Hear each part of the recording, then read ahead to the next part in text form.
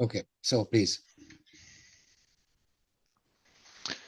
In this talk, I will talk a bit about past works that I did on the study of chemical reaction networks. And actually, I will mainly focus on two different, very surprising mathematical results that are linked to these works, but have their own lives on their own. It's not. It's results that may be useful everywhere. Quadratization is useful outside of the CRN community, and that's my take-home message is that doing practical stuff and biological stuff gives very interesting mathematical problem.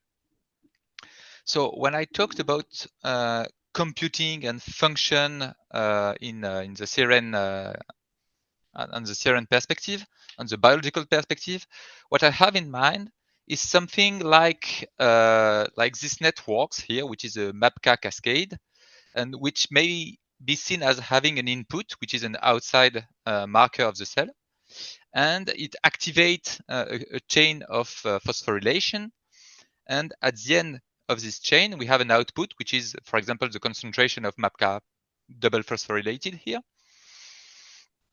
And what is interesting is that if you vary the input, the output will be modified, and this really can be seen as a black box that performs a function where the output is directly controlled by your input. In this case, it's a very sharp analog digital converter because it's a Hill function of order 5, roughly, where very suddenly, when the input goes through a threshold, which is between 0.01 and 0.1, the activity of the final level of the MAPK of MAPK suddenly jump and goes from 0 to 1. To be precise, Sorry, can you go back 1 second? But Yep. There you are fixing almost all the values of the parameters, right? You are fixing things that you are not mentioning, right? Okay, in this case, it's works by Wang and Ferrel, and it's really a measure. It's measuring inside the cell the response of the cascade of the activity of MAPK-PP. Okay, thank you. I think. Thank you. Yes. And so it's not just a CRN. It's really a biological measure. So when I talk about chemical reaction networks, I really talked about the very abstract formalism. In this case, we can define a chemical reaction network as a set of species. So for example, in this case, 3 species, I, L, and A. A set of reactions that involve a multiset of reactants, so reactant with their stoichiometry, a multiset of products, and a kinetic rate function that a priori can be anything, but we will restrict, of course, to function of the reactants themselves. And more typically, we will take mass action law. And so we denote this formalism by we have a set of reactant that goes to a set of product with a rate of R. And you can note it that way. So here it's an example of a small circuit. And you can also depict it with species and reaction like that, where each arrow indicates that the species is consumed or produced by the reaction. If you have enough concentrations of each of the species, you can make you can take the differential semantics to interpret this CRN. And in this case, it gives you a unique ordinary differential equations where each species is produced, is consumed, each reactant is consumed according to the rate function, and each product is produced with the stoichiometry here, for example, 2, according still to the rate function. When you have mass action law, what is interesting is that F is a monomial, which only have one parameter, which is the rate constant, and the remainder is just the product of all the concentration of the reactant in the reactions. Once again, taken with their stoichiometry. So if X appear twice in the multiset R, it will be X squared. And so instead of having ordinary differential equations, we have polynomial equations. And so we can leverage the whole analysis of algebraic geometry, algebra and so on, which makes the system really interesting to look at. Just to be clear, each CRN defines a unique ODE, but for any ODE, you can always gives CRNs that have this ODE as I'm sorry, as interpretation, this but is it's not not true. unique. Sorry, Mathieu, this is not true. This is not true. The last thing, if you take the equation of the harmonic oscillator, x dot equals y dot equals minus x, then there is no reaction giving. You can, if you interpret, you have a dual Ryan encoding for some of the species that may become negative, but a priori you can. And it's also depend about, here we interpret this as chemical species, so we don't want the variable A, B, C to become negative, but actually there is no reason, outside of the biological domain, there is no reason why you cannot write everything with reaction like that and have A that can become negative. So it's a bit different. It would be something like reaction networks, which is not chemical because you abstract a bit more, but you can study it also. Yes, but this is just the main characteristic of kinetic differential equations, what you discard. Okay, never mind. So Okay. then it is better not to speak about reaction networks. You speak about polynomial ODEs, but yeah, mainly I will focus, all the presentation I will give is mainly about polynomial ODE. Yes, but it is not always corresponds to a reaction. That's my point. If you can always construct a CRN that's given that you allow one variable to be splitted between two species to have the positive part and the negative parts, you can always interpret it as a CRN. I will show this a bit later, far later.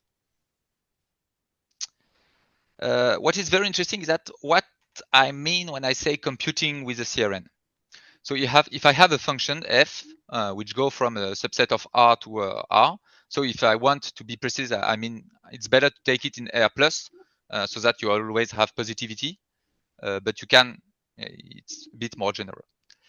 So we distinguish in the CRN the input X and the output Y. And there is several ways that you may want your CRN to compute a function. You may just generate it so that the time course of one of the species is the function you want to represent.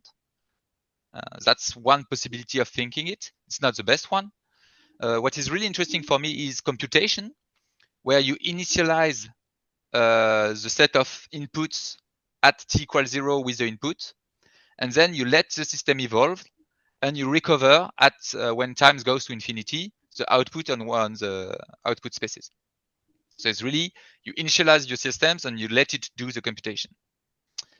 What is very interesting is that in 2017, François Fage and so on show that for this interpretation of computation, CRN are Turing complete.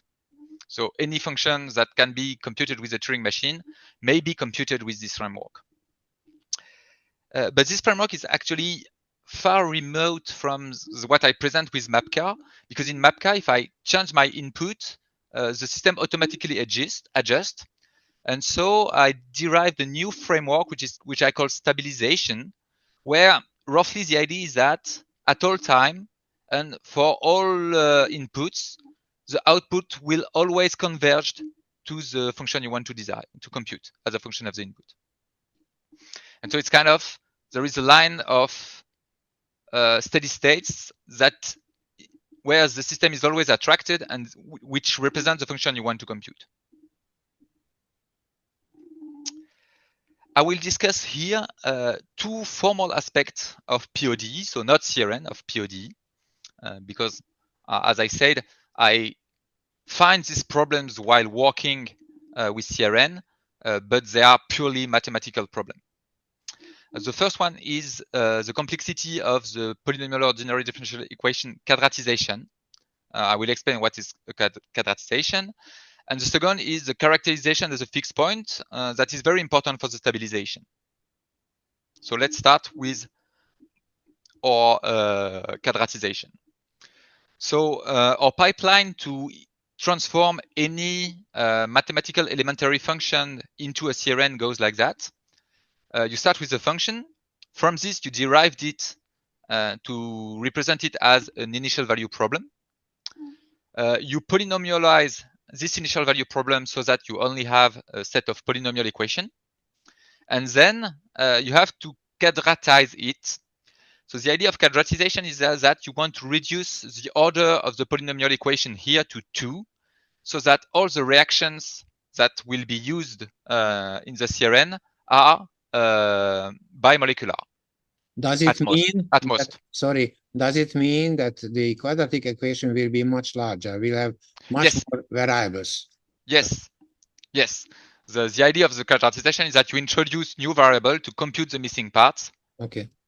So that you are able to implement it as a CRN with bimolecular reactions, which is far more biological plausible.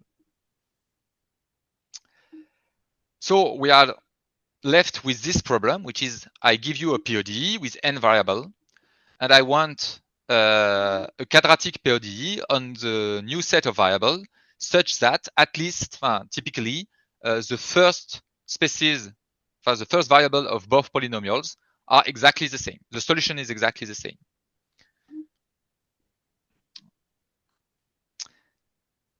It's actually it has been looked at by mathematicians from a long time.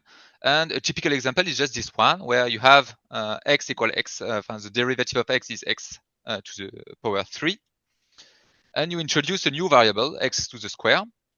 And you have to compute x to the square. The new derivative x cube here can be written as xy, because y is x squared.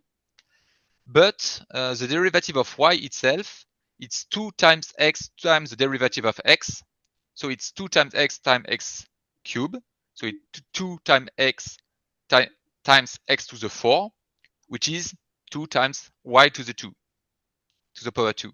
And this is effectively quadratic. Shortly, what was known is that it is always possible to make a PODE quadratic. You always have a quadratization of a PODE. It's a folklore theorem, which have been formalized and given back in this paper here from Carrozas and al. And which is the basis of both of my talk. The problem is that the mathematical proof is often highly inefficient in that sense that it introduced too much variable, because it actually introduced all the possible variable and just shows that it works. But that's not what I want. I want to introduce as few variables as possible, because from the practical point of view, those variables will be spaces that I have to constraints to act the way I want. And so as I want to introduce as few variables as possible in the new PODE. And the problem is that finding this optimal quadratization is NP hard. So you know that there is always a solution, but trying to find the best one is very difficult. The mathematical proof goes like that. So if you have a PODE where each, as I said, dg here is the maximum power of x xg among all the monomial present in the PODE. You just introduce all the possible variable. So with all the possible degree I here, which goes from 0 to dg. if x1 is not present in the first this way, just add it. This may be possible. And the point is that if I derive all these monomials, you know that in their own derivative, you cannot exceed twice the largest mono dg here, and so you can always express them as quadratic monomials with v. It's not particularly difficult, but clearly you introduce all the possible monomials, and it can be really inefficient. So to see a case where it can be actually arbitrarily inefficient, if you want to quadratize x to the power k, where k is an integer, any one, these proofs will introduce k minus 1 variable. So all the variables from x to the power k minus 1. But actually, you just need x to the power k minus 1. Because in this case, the derivative of x will be x times y. And the derivative of y can be computed quite easily. And it's k minus 1 times y to the square. And so with only two variables, you can always quadratize this PODE for any k, and k can be as large as you want. So you really, really want to have a method, a way of introducing less variables than the mathematical proof need. The problem is that it's actually a very complicated problem, mainly because if you looked at this PODE, you may think that you only need y to the square and x to the square, which are both added here. But in the derivative of x to the square, it will be 2 times x times the derivative of x, which is y square, y to the power 3. And in this derivative, you will need a new variable, which is xy, to be able to express it quadratically. And so even if xy doesn't appear in the initial PODE, you actually need it to be optimal. Because each time you add a new variable, you have to be able to express it quadratically and so on. So it's really a complicated problem that changes the way you find that. Very intricate in the way you need to solve it. And to show that it's NP complete, I will make first a very brief parallel with a completely different problem. So, sorry, Mathieu. Yep. What does it mean that it's an optimal set? You cannot have a system with 4 variables? Yes. You cannot quadratize this system with 4 variables. I see. Okay, thank you. So to show that it's NP complete, I will reduce this problem to another one. And I will start with the vertex set covering problem, which is a famously known problem from graph theory, where you take a graph, so a set of nodes and their links, their edges here, and you want to find a subset of the vertices such that every link touch one of this subset, one node in this subset.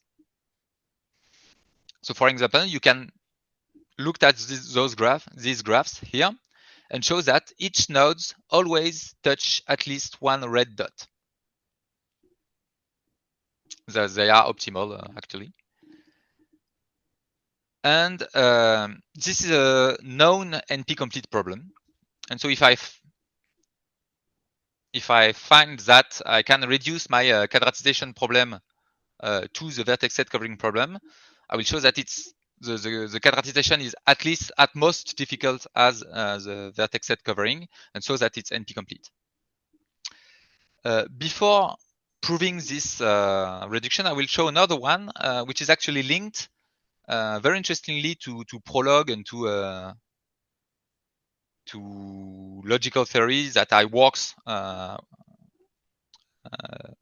implement my problem, which is actually not linked to CRN, but it's an interesting result that goes because I first show this problem and say, it's actually very close to the one I want to solve, and this gives me the result. So I see that Horn-SAT is a particular problem of SAT. So I want to find a set of variable which is A can be true or false, and this is not B. And we say that I have a formula which is a conjunction, so from clause like that. And the particularity of Horn clause is that they contain at least one positive literal. So you may have two negative literal, but you only have one positive one or zero. It's actually very close from logic because here, what this can be interpreted as A here is true if B and C are true.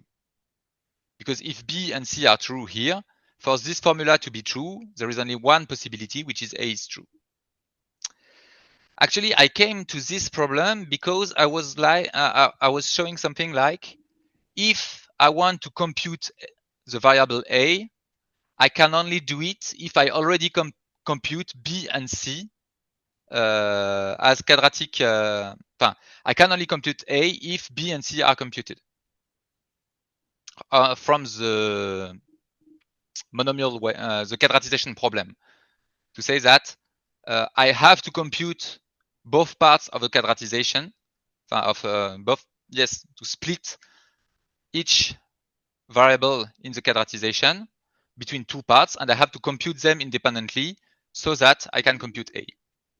That's why I actually looked at this Horn-SAT problem first. And actually, this kind of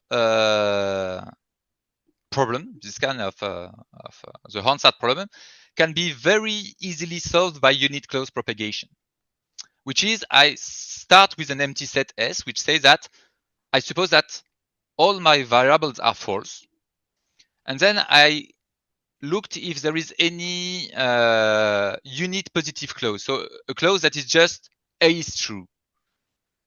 If it's not the case, then this means that in any clause there is a not C somewhere, and so I'm done. If all the clauses have a not something, this means that I actually answering every variables are false is actually a solution. If there is a variable that is forced to be true, then you say, okay, this variable is true, so I add it to the set of true variable. And then I go through my formula, I remove any clause that contain A to say, okay, as A is true, this clause is true. And I remove not A from all the clauses.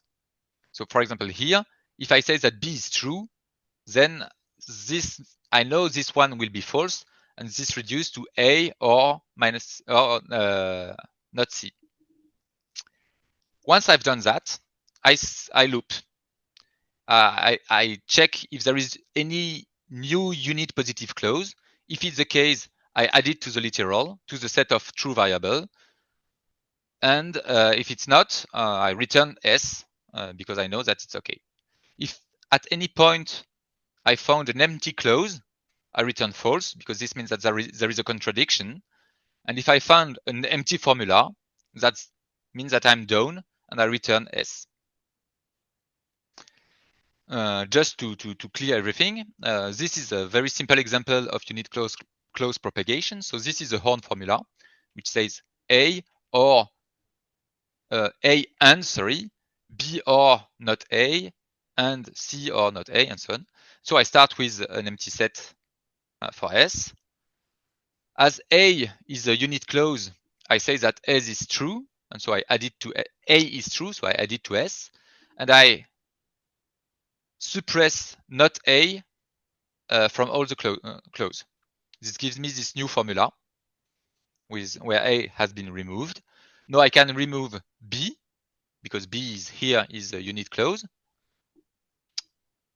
And so I have only C or not C, because here this formula is true because B is true. And you can already see here that this is not possible, because here I have a unit clause C, C. So I add it here, but this gives me the empty set because I also have to not C, so the formula is not satisfiable.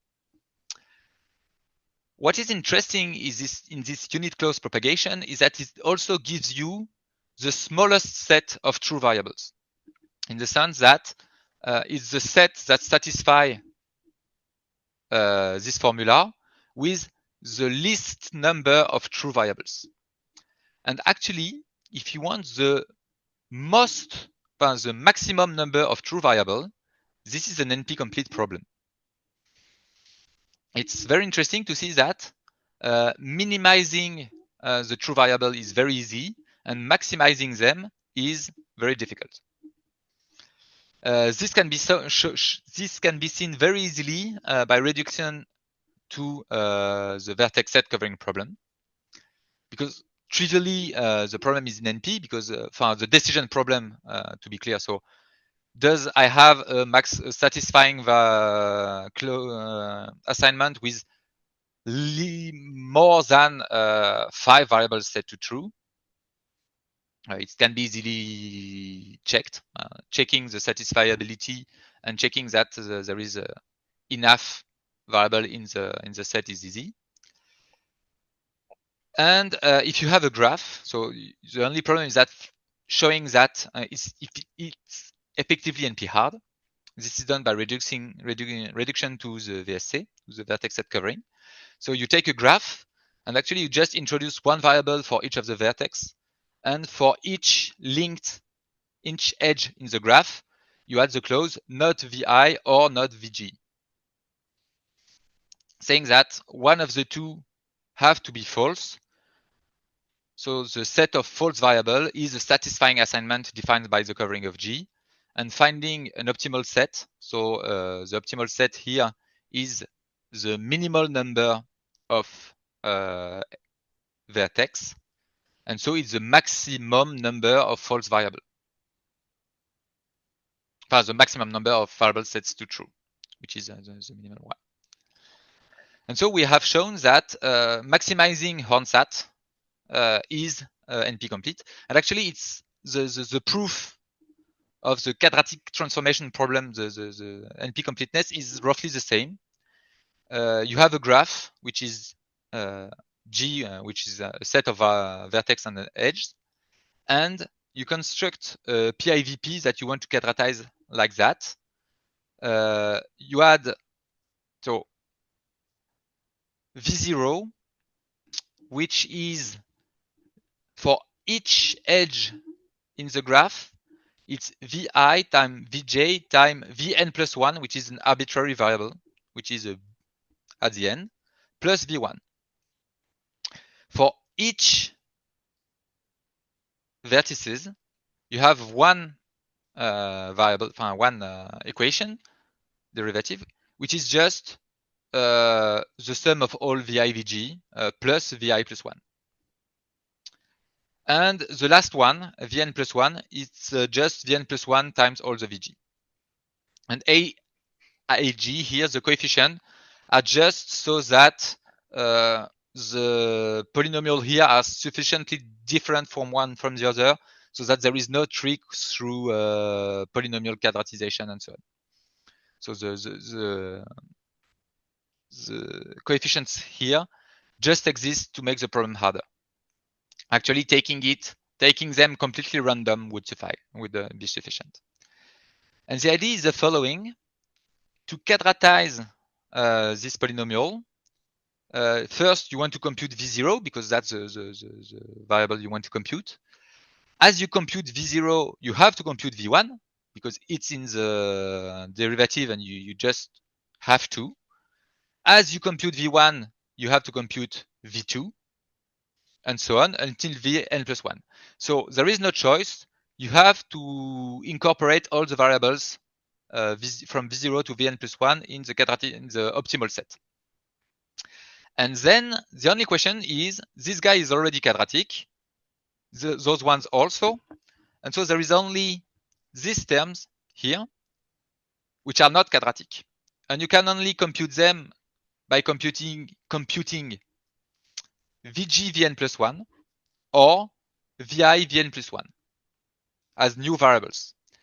And which says that in the optimal set, you will see Vg if you compute Vg Vn plus 1 to quadratize this polynomial. And in the optimal covering, you will see Vi, the vertex Vi, if you have to compute Vi Vn plus 1 as the optimal quadratization. So you can see that an optimal covering of the graph, it's very easy that it will define this quadratization as the optimal quadratization of our PIVP or PODE, because it incorporates all the Vn plus 1, and each S1 here will be present. And so as it covers the graph E, you say that all the monomers here can be expressed quadratically. Because for all edge, you know that one of the two variables, Vi Vn plus 1 or Vg Vn plus 1, will be present.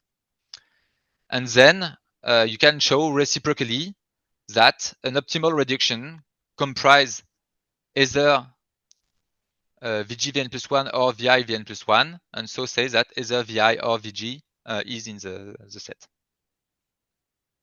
So there is a direct link between the two, and which shows you that this quadratization is an NP-complete problem. So to conclude on quadratization, as I said at the beginning of my talk, I found it really great that working with really practical problem will give you interesting theoretical results about the complexity of some transformation of polynomial equation and so on. To be absolutely clear about the real practical problems, we restrict here ourselves to monomial quadratization. So the variable we introduce are only monomials of the variables of the initial polynomial ordinary differential equations. This is clearly a restriction, but we know that we have a solution. We may think that we have better solution if we allow polynomial quadratization, for example, but I just don't know any way of simply attacking the problems. And I think that it's also NP complete, but I have absolutely no clue of how to prove it and how to attack it. Another thing which is very important to emphasize is that here I quadratize my PODE while preserving one property of the system, which is I want the solution of the first variable to be preserved. And so I carefully manage to compute every variable so that I'm able to to preserve the solution of on the first variable. Actually, it's one very reasonable property to preserve, but you may also just want to preserve the stable states, the stable points. To see that I don't care about the trajectory. All that I want is that my system have the same set of steady states. Excuse me, Mathieu, what do you mean by that? Because the number of variables is different. Sorry? So originally you had 3 variables and then you have 6. What does it mean that they have the same stable points? They are in different spaces. Yeah, but you can just okay.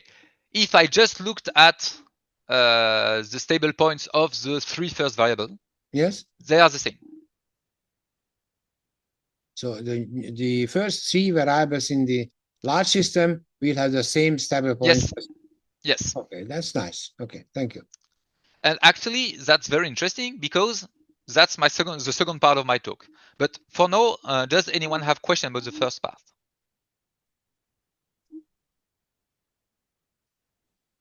I mentioned what I had. So if there are no problem. Questions, then we can go on. So yes, why I want to preserve the stable states, it's because, as I said, the MAPK system, the MAPK model, is such that if you modify the inputs, the output will automatically adjust, which means that the only steady states of the system is such that the output compute what you want. And if we take back this very this simple CRN that I present at the beginning, it actually computes a function, which is a Hill function of order 1. If you consider that L is the input and A is the output. And for example, if you set the input to 1, it will compute 1/2. But if you modify the input, to set it, for example, to 1/4, automatically the output will adjust. And if you augment it once again, the output will adjust. And very interestingly, even if you modify the input here, the I variable here, there will be a transient behavior and you will set back to your desired computation. And if you modify your output, you will once again converge. The output will once again converge to the result of the computation. And so that the concentration of the output here only depends on the input, on the concentration of the input, and always converge to the particular value, the value given by the input. So you really robustly and online, meaning that you automatically adjust your computation so that the output converge to a function of the input, which is a very strong property. Okay, of course, this very strong property says also that we will not be Turing complete. And I was asking myself, so what is the class of functions that can be computed with this absolute functional robustness?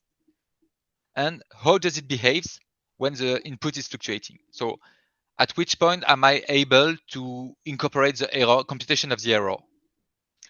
So first I have to give some definition. Then I will prove actually gives a characterization of this class of functions. Present a compilation pipeline that comes from the proof, and says a word or two about error bounding. So I say that a function is stabilized by a CRN if I have a particular domain in D, in the subset of all the possible concentration, such that if I fixed the input x0 in this domain, then first the domain is of plane dimension. So this is actually a technical detail, but it's forbid us to hide information in the domain. And if I initialize my systems anywhere in the domain, the limit of y goes to f of x0. And in this case, I will say that this function f here is stabilized by the CRN. To say that I blocked x0 and then y converged to f of x0. So for example, this CRN here, if I looked at its POD, it's this POD, and just by eliminating I from these sets at steady states, I have this relation, the polynomial relation between L and A, which says that the output A is just L over 1 plus L, and as I said, L is my input. So my CRN is effectively robustly computing a Hill function of order 1. What is interesting here is that I have this polynomial relation between my input and my output. And this, of course, remind me of algebraic geometry and algebraic curves. But I have to define carefully what is in algebraic functions to say that my function goes from Rm to R, and I have a polynomial of m plus 1 variable which goes to 0, which is 0, which which is 0 for all the point x and f of x. So this effectively defines my function. And once again, there is a small subtlety which says that on all points which have a multiplicity higher than 1, I have to block. I cannot extend by continuity over a point of multiplicity higher than 1, which actually is, you can understand here for these curves here, the third one. If I have a function which is defined, for example, on this part here, I cannot prolong by continuity after this cross section here, which have a multiplicity of 2. So I can define a function only on a subpart of the algebraic curve.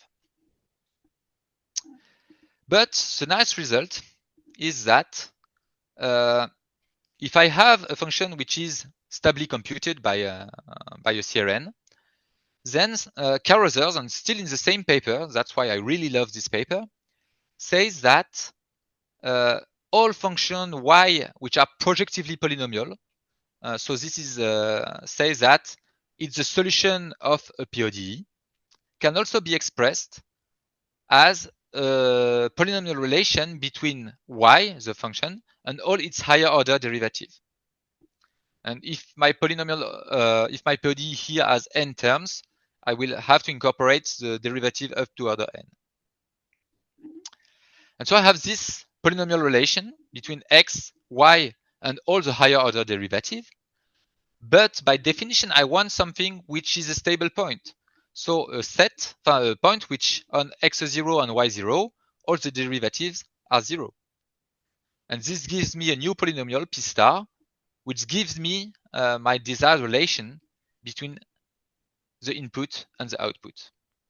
And so I know that y, the function compute by my CRN, is an algebraic function. And the next question is, of course, can I stabilize any algebraic function? And the answer is yes. If I have a polynomial in reduced form, so with multiplicity 1 and on all the terms, I can just take dy over dt is this polynomial with a question of sign here that I will come back later, and the derivative of x is just 0. And of course, this has the property that any point for which p of f is null is a steady state, a stable state. The question of the sign here, plus or minus, actually choose the branch because you know that it's 0, but you want the derivative to be negative so that it's stable, and you just have to choose the sign here such that you know that it's a stable point and not an unstable point. If you looked at the unit circle, for example, for which the polynomial, the defining polynomial is y minus x squared minus y squared, you see that by choosing the sign, you choose the direction of all the arrow here. If I modify the sign in the PODE, I just flipped all the arrow and I stabilize either the upper part of the circle or the lower part of the circle. So here I choose to stabilize the upper part, and in what will be defined as my domain D, for which my CRN stabilize this function, is the red domain here, where you can see that at any point that I start in the red domain, the flow of the CRN, the flow of the equations, will bring me back to the red, the upper part of the red circle. So a simple theorem that I hope that Sylvain will love, because he always complains that I put too much text in my slide. So once I make a minimal slide, which says that every function that is stabilized is an algebraic. The set of stabilized function is exactly the set of algebraic function. As I said here, I can just, once I have this polynomial, directly compile, produce a PODE that stabilizes the function. You just have to precise one point so that you know which branch of the curves you want to stabilize. So you give this polynomial, you say, and I want to preserve this point, for example, this branch, the branch that contains this point, and you can just compute. This will allow you to determine the sign plus or minus that is needed, so that the upper part is a stable one, and you can compute. You can derive a PODE, and once you have a PODE, you may quadratize it, and here typically the quadratization that I want only preserve the steady state. I don't care about the whole trajectory of my variables. All that I want is that I preserve the state of stable state with respect to the input and output. Then for the negative variable that may becomes negative, I want a dual Y encoding. And then I take this PODE and I compute a CRN from it. So for each monomial, I introduce one reaction that incorporates this monomial into the CRN.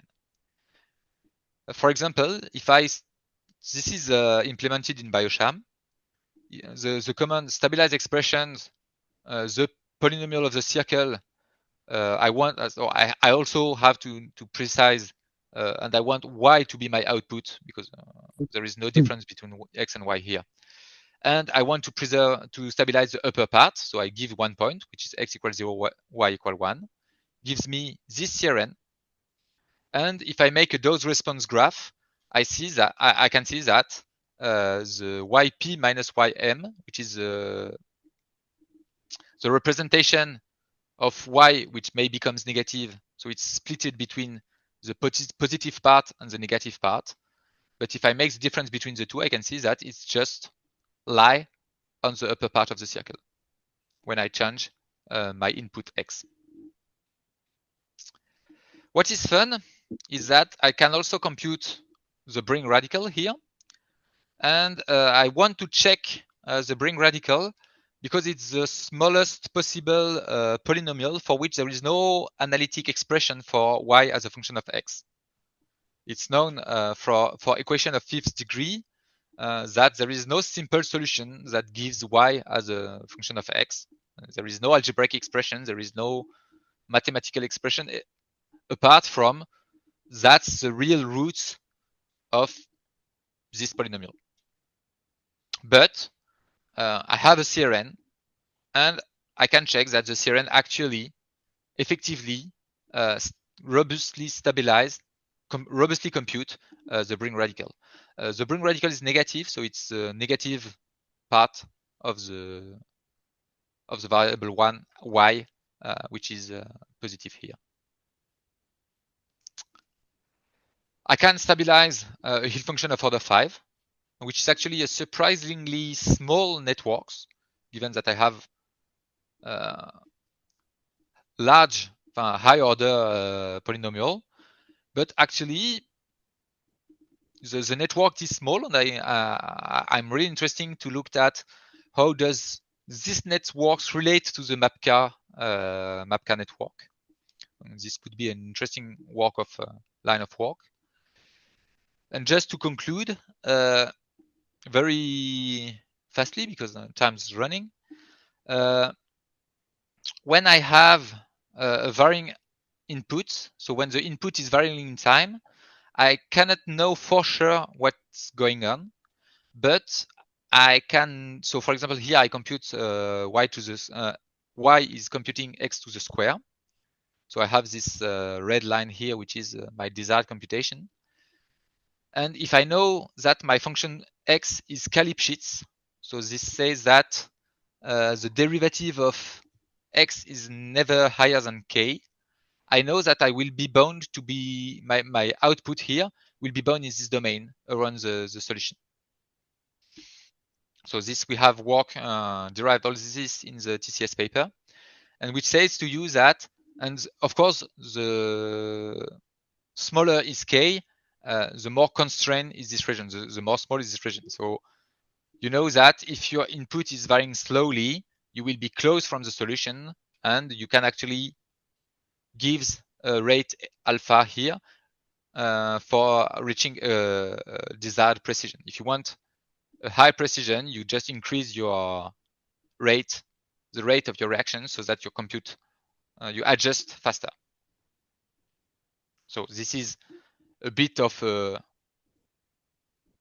big expressions that gives you the minimum alpha such that you have precision P at all time. So to conclude, once again, working with practical problems actually gives you interesting theoretical results linked between algebraic curves and solution of polynomial ordinary differential equation. We have a complete characterization of this set.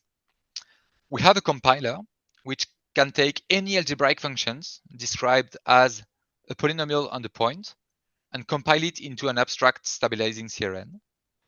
And this CRN have an exponential convergence towards the computed function. So as a function of time, once you blocked your input, the output converge exponentially fast to the solution, to the value of the function. But you only have a linear robustness to noise. So if your input is varying, the output will vary also, will incorporate error that is proportional to the rate, the noise in the input. Now, just to conclude, what I want to do now, which is the most ambitious part of the project, is finding with enzyme database like Brenda, how going from this very abstract CRN here, where I want a reaction 0 that goes from x to x2 and so on with a rate 1, and be able to concretely implement this with real enzyme, real chemical species, and try it in vitro to see to which point we're able to effectively implement this kind of computation.